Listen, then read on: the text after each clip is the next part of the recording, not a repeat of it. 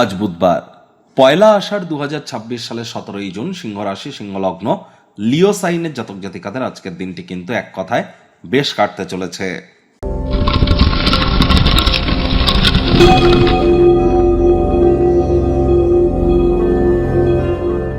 ভিডিওটির শুরুতেই স্ক্রিনে আপনারা দেখতে পাচ্ছেন বুধ গ্রহের বীজ মন্ত্র ওম ব্রাং ব্রিং ব্রং স বুধায় নমঃ।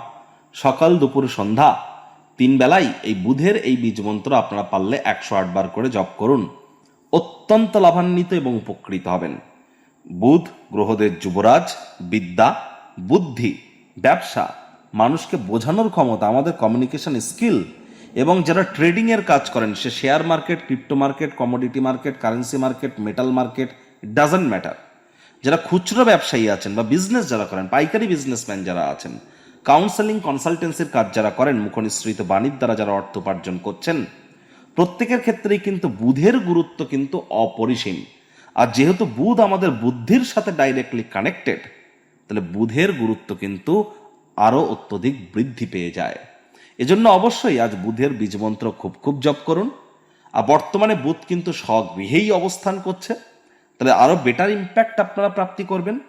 আর একই সাথে আপনাদেরকে বলবো, আপনারা আজ সবুজ রঙের খাদ্য খাবার বেশি করে খান, সবুজ এলাইচি, সবুজ শাক সবজি, সবুজ রঙের বস্ত্র বেশি বেশি করে পরিধান করুন। বা চেষ্টা করুন যারা হিজড়া, উভয় লিঙ্গের, তাদেরকে অসম্মান তো করা চলবেই না, উল্টে তাদের যদি আজ কোনো কিছু দান, গিফট বা তাদের সাহায্যে যদি আপনারা আসতে পারেন, তাহলে বুধের মজবুতি কিন্তু আপনাদের বৃদ্ধি পাবে। গণেশজির নাম জপ ধ্যান আরাধনা করলেও কিন্তু বুধের মজবুতি বৃদ্ধি পেয়ে থাকে।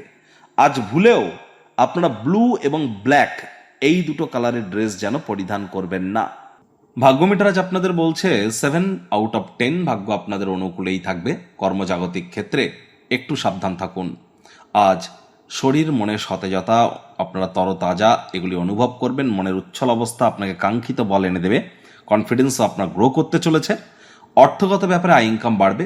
ভবিষ্যৎ জীবনকে সমৃদ্ধ করতে অতীতে যে অর্থ বিনিয়োগ করেছিলেন না, তার ফলস্বরূপ আজ আপনারা আর্থিকভাবে লাভান্বিত হতে পারেন। আপনাদের মধ্যে অনেকেই কমিশন, ডিভিডেন্ড, রয়্যালটি থেকেও লাভান্বিত হতে পারেন। চাকরিজীবীদের অফিসে কম কথা বলে কাজ বেশি করতে হবে। মনের থেকে মস্তিষ্ককে বেশি দাম দিতে হবে।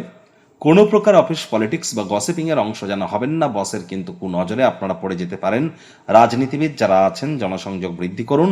হার্ডওয়ার্ক, কঠোর কায়িক পরিশ্রমের কোনো বিকল্পই কিন্তু নেই। শিক্ষার্থী বিদ্যার্থীদের পড়াশোনায় মনোযোগ আরো বৃদ্ধি করতে হবে।